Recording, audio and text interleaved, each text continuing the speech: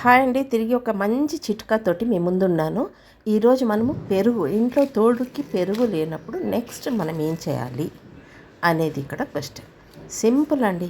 పాలను బాగా కాగబెట్టిన తర్వాత కొద్దిగా చల్లార్చాక గోరువెచ్చగా అయిన తర్వాత మనము ఇంట్లో ఉన్న ఎండు మిరపకాయ కాడతో వేసేసి ఇలా కలపాలన్నమాట. బాగా కలపాలి, లేకుంటే గిలట్ కొట్టాలి. గిలట్ కొట్టిన తర్వాత దాన్ని మనము మూత మూసి అలాగే రాత్రి పెట్టాలి.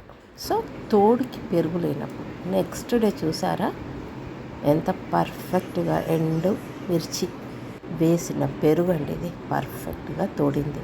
సో మీ ఇంట్లో పెరుగు లేనప్పుడు ఇలాంటి చక్కటి చిట్కను పాటించేసి పెరుగుని తోడుపెట్టి పక్కన వెళ్ళి అడగడానికి అవసరం లేదు, సరేనా?